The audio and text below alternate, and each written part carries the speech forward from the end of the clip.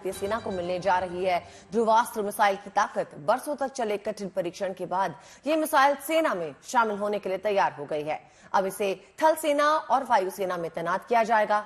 इस मिसाइल के आने के चीन और पाकिस्तान जैसे देश के दुश्मनों की बेचैनी अब बढ़ने लगी है।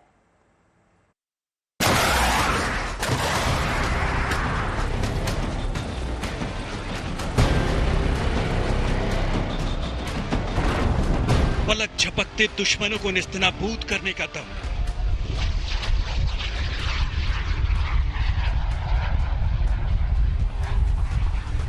आसमान से जमीन पर सटीक निशाना।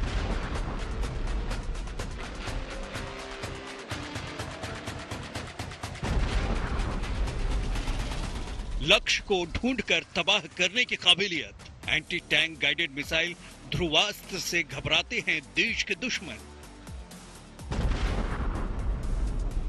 बरसों चली कठिन परीक्षा पास करने के बाद ध्रुवास्त्र मिसाइल अब भारतीय सेना और वायुसेना में तैनात होने के लिए तैयार है।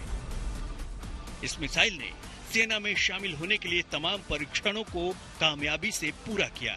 अब देश के एक ताकतवर सिपहसालार के तौर पर इस मिसाइल को सेना के हेलीकॉप्टर और वायुसेना के हेलीकॉप्टर और फाइटर जेट्स पर तैनात किया जाएगा। ध्रुवास्त्र मिसाइल असल में नाग मिसाइल का ही आधुनिक संस्करण है। डीआरडीओ ने भविष्य की जरूरतों को भांपते हुए नाग मिसाइल के 2 नए संस्करण बनाए हैं। इनमें से थल सेना में इस्तेमाल होने वाली मिसाइल को हेलेना और वायुसेना में तैनात होने वाली मिसाइल को ध्रुवास्त्र का नाम दिया गया है।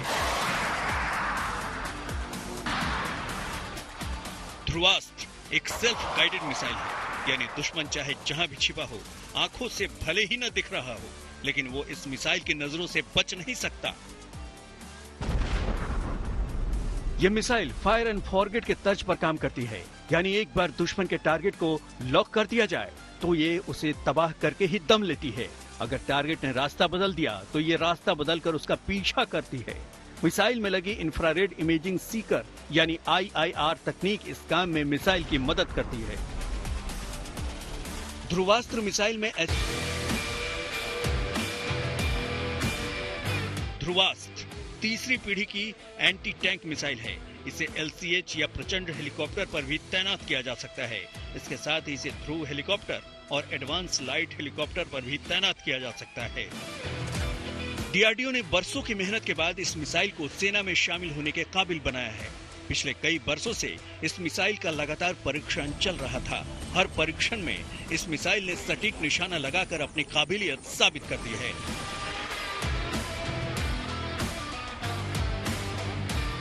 डीआरडीओ ने इसे पूरी तरह स्वदेशी तकनीक से तैयार किया है, यानी ध्रुवास्त्र मिसाइल देश की ताकत बढ़ाने के साथ साथ आत्मनिर्भर भारत की मिसाल भी बन गई है। Bureau report, good news today. तो देखिए, राष्ट्र रक्षा का संकल्प पूरा करने के साथ साथ वायुसेना इन दिनों मिशन जिंदगी में भी जुट गई है। देश के तमाम राज्य इन दिनों बाढ़ से परेशान हैं। इन तमाम इलाकों में वायुसेना के हेलीकॉप्टर राहत का पैगाम लेकर लगातार पहुंच रहे हैं। पहाड़ी इलाकों में ये वायुदूत जो हैं वो लोगों के चेहरों पर मुस्कान लाने के काम कर रहे हैं।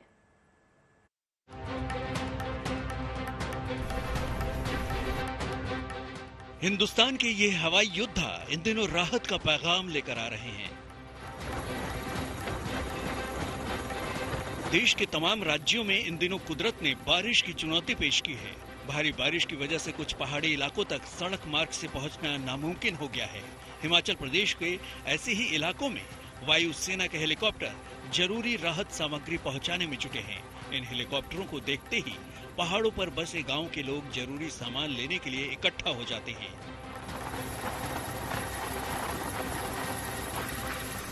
ये हेलीकॉप्टर पहाड़ों के बीच खुले मैदान पर आसानी से उतर जाते हैं। भारी वजन ले जाने की क्षमता होने से ये एक बार में ही पूरे गांव के लिए जरूरी सामान पहुंचा देते हैं। हिमाचल प्रदेश में 100 से ज्यादा बार ये हेलीकॉप्टर लोगों के लिए राहत सामग्री पहुंचा चुके हैं।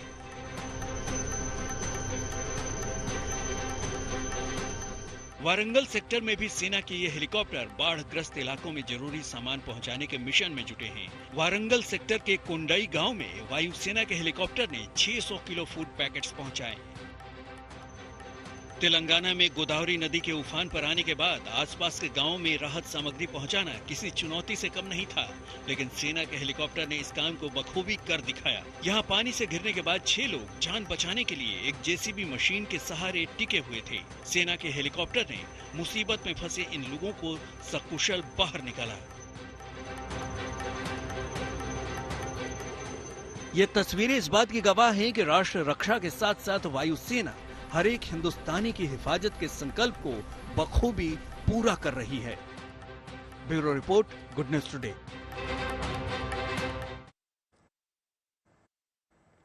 और अब बात इसरो के मिशन चंद्रयान की, जो अंतरिक्ष में हिंदुस्तान का नाम रोशन करने की राह पे लगातार आगे बढ़ा चला जा रहा है। बीती रात चंद्रयान 3 को धरती के चारों तरफ 5वें ऑर्बिट से ट्रांस लूनर ट्रैजेक्टरी में डाला गया। चंद्रयान 3 अब सफलतापूर्वक पृथ्वी की कक्षा से निकलकर चंद्रमा की ओर बढ़ रहा है। यानी चंद्रयान का अगला पड़ाव अब चंद्रमा होगा।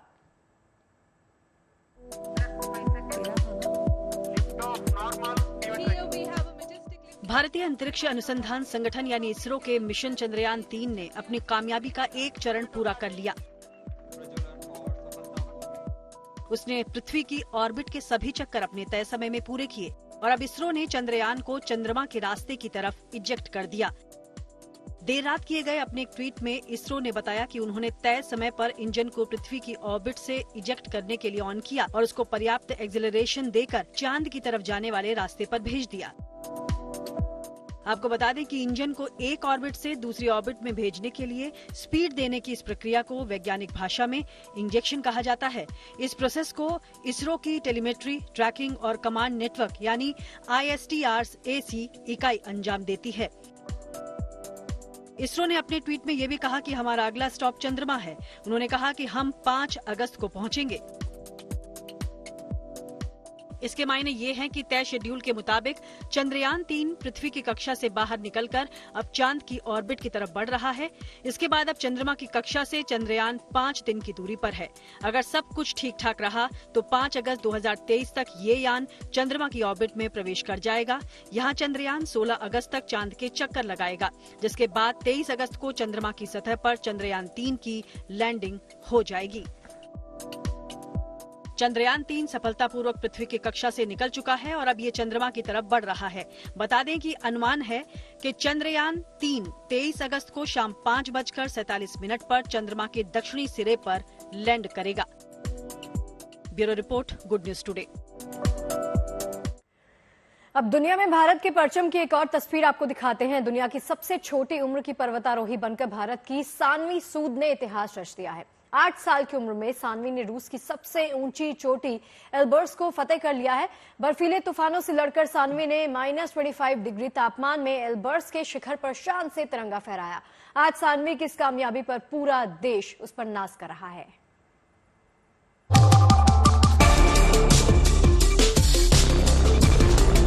भारत माता की जय, भारत माता की जय। ये जज्बा देखिए, ये जुनून देखिए, ये हौसला देखिए, ये इरादा देखिए,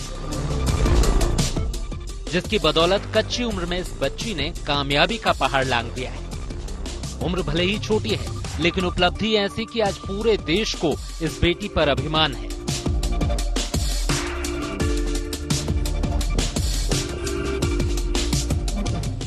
तस्वीरों में दिख रही ये सानवी सूद है, जिनकी उम्र महज 8 साल है और इस छोटी सी उम्र में सानवी ने रूस की सबसे ऊंची चोटी एल्बर्स को फतेह कर लिया है। इसके साथ ही सानवी सूद माउंट एल्बर्स को फतेह करने वाली दुनिया की सबसे छोटी पर्वतारोही बन गई है। भारत माता की, भारत माता की, भारत माता की। मैं 7 इयर्स थी जब मैं माउंट एवरेस्ट बेस कैंप गई थी। बर्फीले रास्तों और तूफानों के बीच रूस की सबसे ऊंची चोटी को फतेह करने का अभियान सानवी और उनके पिता दीपक सूद ने 24 जुलाई को शुरू किया था। कुछ दूर तक सानवी को पिता का साथ तो मिला, लेकिन मौसम खराब होने के चलते दीपक बीच में ही रुक गए। लेकिन सानवी ने हार नहीं मानी। तूफानों से लड़कर -25 डिग्री तापमान में सानवी गाइड के साथ अकेले ही अपनी मंजिल की ओर बढ़ चली। बस जब मुझे वो हुआ था जब मुझे लगा था कि पापा मेरे पीछे नहीं आ रहे, तो फिर मैंने गाइड को बोला था कि मुझे बात करनी है। मैंने पापा को बोला कि पापा आप आओ। मैंने पापा को बोला कि आप आओ फिर ही मैं चलूँगी। पापा कहते नहीं आप चलो, मैं आ रहा हूँ। फिर मैं ऐसे चलती रही। फिर बाद में जाके पता चला कि पापा आए। रूस की एल्बर्ट चोटी से पहले सानवी माउंट एवरेस्ट के बेस कैंप और ऑस्ट्रेलिया के किलिमंजारो चोटी पर भी तिरंगा लहरा चुकी हैं। अमूमन जिस उम्र में बच्चों की दिलचस्पी खेलकूद में होती है, उस उम्र में रोपड़ की रहने वाली सानवी दुनिया की सबसे ऊंची चोटियों को फतेह करने का सपना देख रही थी। और सानवी के इन सपनों को पंख दिए उनके पिता दीपक सूद ने और उन्हें कामयाबी की राह दिखाई। मैं रिकॉर्ड की अगर अभी भी बात करूंगा, मेरा मिशन अभी भी रिकॉर्ड का नहीं है। जब काम करेंगे रिकॉर्ड तो बनेंगे ही। तो रिकॉर्ड के लिए मैं पीछे भी बिल्कुल नहीं जा रहा हूँ। मिशन अभी भी वही है, गर्ल को प्रमोट करना। और हमारा मिशन है कि एक बच्चों में फिटनेस, ये नई चीज़ जो एक बिल्कुल डिफरेंट सी चीज़ मुझे लग रही है, वो चाहे माउंटेनिंग में हो, चाहे साइकिलिंग, चाहे रनिंग, एथलीट कोई भी कुछ कर सकता है। बेशक सानवी सूद ने छोटी सी उम्र में दुनिया भर में देश का मान सम्मान बढ़ाया है। उम्मीद यही कि आने वाले वक्त में सानवी कामयाबी के कीर्तिमान गढ़ती रहेंगी और ऐसे ही देश का नाम रोशन करती रहेंगी। भारत माता की जय, भारत माता की जय, भारत माता की जय। सानवी ने अभी अपने नाम 2 वर्ल्ड रिकॉर्ड किए हैं और अभी वो रशिया से वापस आई हैं इंडिया। उन्होंने रशिया की एल्बर्ट्स माउंट को क्लाइम किया है और वर्ल्ड रिकॉर्ड अपने नाम किया है। सानवी ने अपने माँ बाप के साथ पूरे इंडिया को इस समय गर्व से इंडिया का नाम रोशन किया है। कैमरा पर्सन कृष्ण कुमार के साथ अनामिका गौर, गुड न्यूज टुडे। और अब बात बाबा बागेश्वर की। बाबा बागेश्वर पंडित धीरेन्द्र शास्त्री थोड़ी ही देर में दिल्ली के इस्कॉन मंदिर पहुंचने वाले हैं। वो यहां भगवान कृष्ण और इस्कॉन मंदिर के चेयरमैन एच गोपाल कृष्ण गोस्वामी महाराज जी का आशीर्वाद लेने पहुंच रहे हैं। हाल ही में धीरेन्द्र शास्त्री लंदन में अपना सफल दरबार आयोजित करके लौटे हैं और आज उनका इंतजार दिल्ली के इस्कॉन मंदिर में हो रहा है।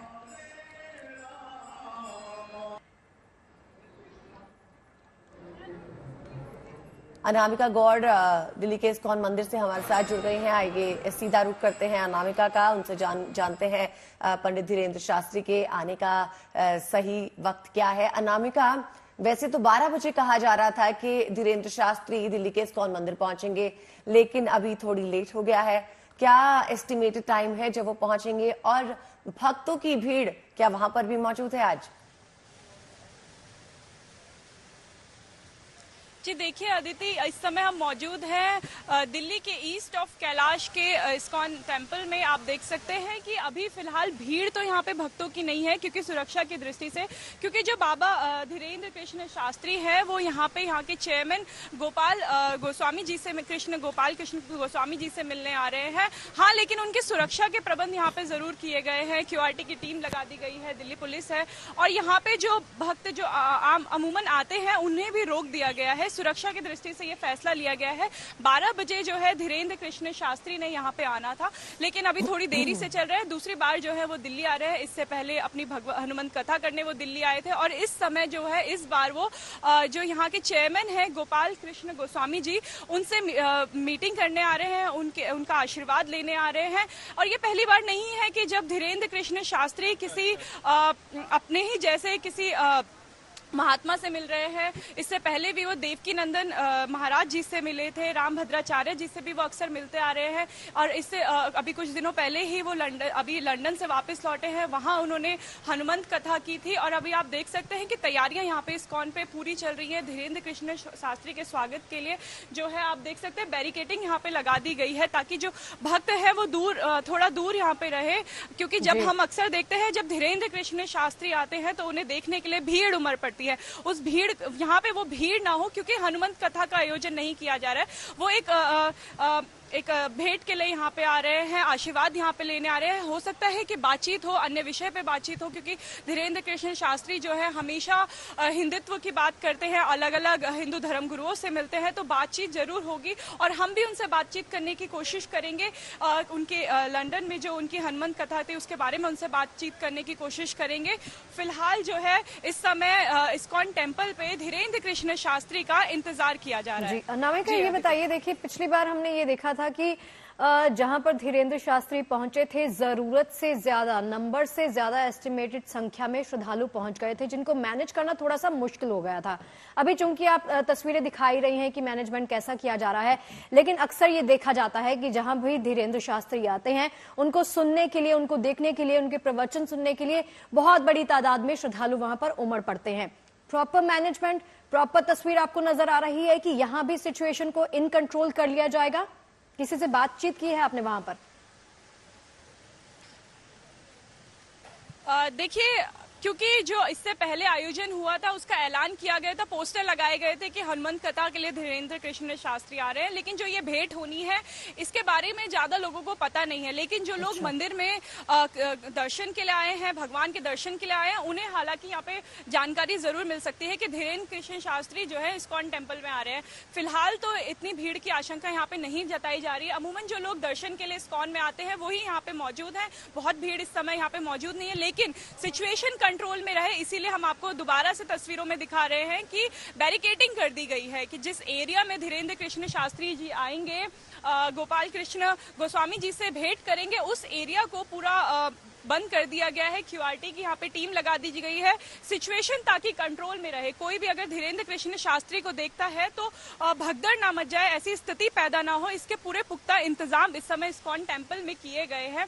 और ऐसी कोई उम्मीद नहीं जताई जा रही है कि लाखों की संख्या में, जैसे हमने दिल्ली में देखा कि भीड़ आ गई, ग्रेटर नोएडा में देखा हमने भीड़ आ गई, ऐसी आशंका फिलहाल तो यहाँ पे नहीं जताई जा रही है। दीदी जी, बहुत बहुत शुक्रिया आपका अनामिका, हमारे साथ जुड़ने के लिए और ये जानकारी देने के लिए। चलिए अब बात करते हैं भोलेनाथ की नगरी काशी की, जहां सावन के पावन महीने में रिकॉर्ड संख्या में शिव भक्त पहुंच रहे हैं। ऐसे मौके पे काशी की सुंदरता में चार चांद लगे हैं, जिसकी छटा देखते ही बन रही है। और चलिए अब आपको दक्षिण लिए चलते हैं। वहां के एक मंदिर में प्रसादम बनाने के लिए वहां की रसोई को मॉडर्न मॉड्यूलर किचन में तब्दील कर दिया गया है। जी हां, हम बात कर रहे हैं मदुरई के भगवान विष्णु के कल्लाझागार मंदिर की, जहां भगवान श्री विष्णु के महाप्रसाद के लिए मॉड्यूलर किचन बनाया गया है। अब वहां से प्रसादम बनना भी शुरू हो गया है। और ये तस्वीरें आप देख सकते हैं, यहाँ पर मॉड्यूलर किचन की व्यवस्था बाकायदा की गई है ताकि श्रद्धालुओं को किसी प्रकार की कोई दिक्कत ना हो। विष्णु मंदिर में इस मॉड्यूलर किचन को तैयार किया गया है और यहाँ से प्रसादम को देने की व्यवस्था भी शुरू कर दी जाएगी। आज दुनिया भर के देश भारत की सदियों पुरानी संस्कृति और सभ्यता को करीब से जानना चाहते हैं। इसी कड़ी में यूके से विदेशी छात्रों का एक ग्रुप यहाँ पढ़ाई के लिए आया है और यहाँ ये विदेशी छात्र भारत की परंपरा, वेशभूषा और संस्कृति के बारे में सीख रहे हैं, जिनकी सुबह योग और हवन के साथ होती है।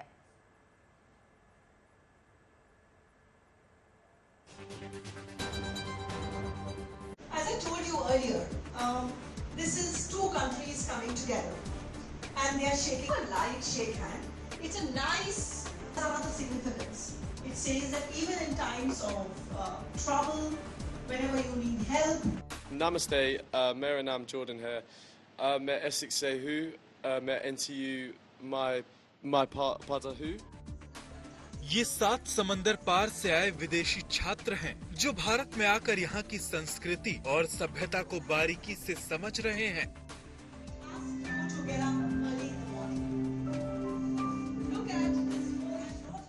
ये छात्र भले ही विदेश से आए हैं, लेकिन क्लासरूम एकदम देसी है और इन छात्रों का अंदाज भी कुछ खास है। दूसरे देशों से आए ये विदेशी छात्र यहाँ आकर भारतीय संस्कृति और परंपरा में यूं ढल गए हैं कि ये अपना परिचय भी हिंदी में दे रहे हैं। मेरा नाम फिनली है, मैं इंग्लैंड से हूँ और अब मैं एक यूनिवर्सिटी दाखिल लिया, उसका नाम ससेक्स यूनिवर्सिटी, और मैं इंटरनेशनल डेवलपमेंट विद अरबिक पढ़ रहा हूँ। नमस्ते, मेरा नाम जज़ो है, मैं लंदन से हूँ, मैं नॉटिंघम ट्रेंट यूनिवर्सिटी में इकोनॉमिक्स पढ़ती हूँ। दरअसल यूके के 3 अलग-अलग विश्वविद्यालयों से 24 छात्रों का एक ग्रुप करीब 1 महीने के लिए नोएडा की इस यूनिवर्सिटी में पढ़ाई करने के लिए आया है और इनका मकसद है भारत की वेशभूषा, खान पान और संस्कृति को करीब से जानना। The UN has now accepted yoga. I will not call it yoga. It's called yoga in our culture. खबर सचिन और सीमा की। ये जोड़ी लगातार सोशल मीडिया पे छाई है। इस शोहरत में एक और नया पहलू जुड़ गया है। अब खबर ये है कि सीमा हैदर को बॉलीवुड की एक फिल्म में काम करने का मौका मिला है।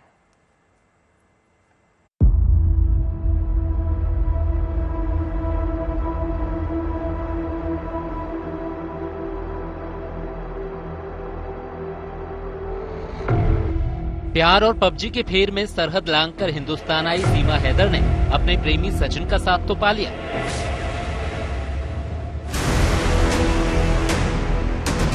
लेकिन अब इस कपल का ज्यादातर वक्त पुलिस और जांच एजेंसियों के सवालों का सामना करने में बीत रहा है। सचिन सीमा के घर वालों का कहना है कि काम धंधे के लिए बाहर न जा पाने के कारण परिवार को आर्थिक तंगी का सामना करना पड़ रहा है। लिहाजा उत्तर प्रदेश नवनिर्माण सेना के अध्यक्ष और फिल्म निर्माता अमित जानी ने सचिन सीमा के परिवार की ओर मदद का हाथ बढ़ाया है। हम लोगों ने डिसाइड किया है, हमारा एक प्रोडक्शन हाउस है जानी फायरफॉक्स, जिससे हम फिल्म बना रहे हैं टेलर ब्रदर स्टोरी। उदयपुर में जो कन्हैयालाल दर्जी की हत्या हुई थी उस पर हमारी मूवी आ रही है, टीजर भी आ गया है, हमारे एल्बम सॉन्ग भी आते रहते हैं। तो हमने ऑफर किया है सीमा हैदर को कि अगर वो चाहे तो हमारे प्रोडक्शन हाउस में काम कर सकती है, हम उसे काम दे सकते हैं और उसके बदले जो उसका मेहनताना होगा वो उसको हम दे देंगे। तो इस तरह से बेरोजगारी उनकी दूर होगी, मदद का हाथ हमने बढ़ाया है। अमित जानी का प्रोडक्शन हाउस कन्हैयालाल हत्याकांड से प्रेरित कहानी पर एक फिल्म और टेलर मर्डर स्टोरी बना रहा है, जो कि नवंबर में रिलीज हो सकती है। अमित जानी ने सीमा हैदर को इसी फिल्म में काम करने का ऑफर दिया है। हालांकि अभी तक सीमा हैदर ने इस पर कोई जवाब नहीं दिया है। बेशक सोशल मीडिया पर ये प्रेमी जोड़ा छाया हुआ है। विवादों का साया इतना घना है कि सचिन सीमा का इश्कनामा किसी अबूझ पहेली से कम नहीं। सीमा का लहजा, जज्बा, पहनावा, यहाँ तक कि इरादा भी सब कुछ सवालों के घेरे में है।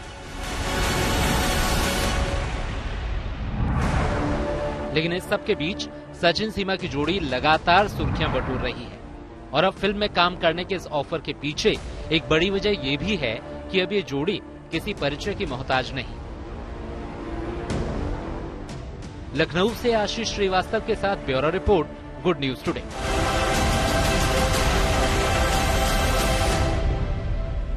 रुक करते हैं राजस्थान के अजमेर शहर का, जहां सरकारी स्कूल की एक शिक्षिका के रिटायरमेंट को यादगार बनाने के लिए उनका जिम्मा पति ने उठा लिया। टीचर आशा त्रिपाठी के पति सूर्यकांत त्रिपाठी उन्हें स्कूल से लेने के लिए इंपोर्टेड लिमोजिन कार से आए, जिसके पीछे कई लग्जरी कार्स का काफिला चला। वहीं स्कूल के बच्चों और दूसरे शिक्षकों ने फूल बरसाकर उन्हें विदाई दी।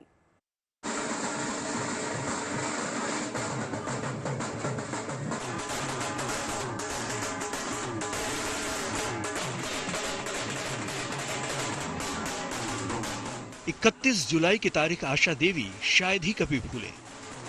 पहली बात ये कि अजमेर के सरकारी स्कूल की टीचर आशा त्रिपाठी इस दिन रिटायर हुई, लेकिन इस रिटायरमेंट समारोह को यादगार उनके पति और उनके बेटे ने बना दिया। और इस दिन को यादों में संजोने की वजह है ये 26 फीट लंबी आलीशान लिमोजिन कार, जिसमें बैठकर आशा त्रिपाठी स्कूल से अपने घर पहुंची और उसके पीछे चला लग्जरी गाड़ियों का काफिला।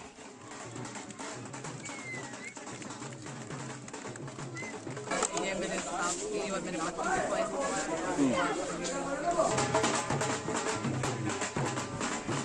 की स्कूल के कैंपस में इंपोर्टेड लिमोजिन कार को देखकर हर कोई हैरान रह गया। इतनी बड़ी गाड़ी शायद ही कभी गांव में आई हो। जैसे ही लिमोजिन स्कूल कैंपस में पार्क हुई, उसे देखने और निहारने के लिए लोगों की भीड़ लग गई। ये पूरी लग्जरी तरीके से गाड़ी है। इसमें सुपर पावरफुल एसी लगा हुआ है। इसके अंदर लग्जरी जो होते हैं डनलप्स के जो सोफे लगे हुए हैं, बैठने का पूरा लग्जरी फ्रिज है, अंदर टीवी है, अंदर मॉकटेल्स और जो है उनकी पूरी व्यवस्था करी गई है। मतलब जो लग्जरी के अंदर आप जो महंगी से महंगी गाड़ियों की अगर आप बात करेंगे या लंबी गाड़ियों की बात करेंगे तो सबसे लंबी गाड़ी जो आती है वो लिमोजिन गाड़ी आती है। ढोल नगाड़ों की थाप पर नाचते झूमते शिक्षकों ने आशा त्रिपाठी की विदाई समारोह को खास बना दिया। स्कूल के बच्चों और शिक्षकों ने फूल बरसाकर धूमधाम से उन्हें विदाई दी। 35 साल की नौकरी के बाद आशा त्रिपाठी अजमेर के हाथीखेड़ा गांव की सरकारी स्कूल से सोमवार को रिटायर हुई। उनके घर वालों ने रिटायरमेंट को खास बनाने के लिए हेलीकॉप्टर का प्लान किया था, लेकिन किसी वजह से हेलीकॉप्टर का इंतजाम नहीं हो पाया। ऐसे में लिमोजीन गाड़ी से विदाई का प्लान किया गया। हमारा विचार था कि जब ये सेवानिवृत्त हों तो 35 वर्ष की सेवा में जो इन्होंने अपने जीवन के उतार चढ़ाव देखे थे, तो इस समारोह को हम बहुत ही शानदार और यादगार बनाना चाह रहे थे। तो हमने हेलीकॉप्टर के लिए इसका प्लान किया था। तो मौसम इस समय थोड़ा ख़राब है, हेलीकॉप्टर में उपलब्ध नहीं हो पाया, इसलिए फिर हमने विचार करा कि कोई ऐसी चीज़ के द्वारा हम इनका सेवानिवृत्ति संपन्न करें और फिर हमने ये प्लान करके इस गाड़ी के लिए हमने ये करा। आगे आगे लिमोजीन गाड़ी और पीछे पीछे लग्जरी गाड़ियों का काफिला। आशा त्रिपाठी के पति सूर्यकांत त्रिपाठी ने पत्नी के रिटायरमेंट समारोह को जिस आलीशान तरीके से प्लान किया, उसे आशा त्रिपाठी शायद ही कभी भुला सकें। Bureau report, good news today.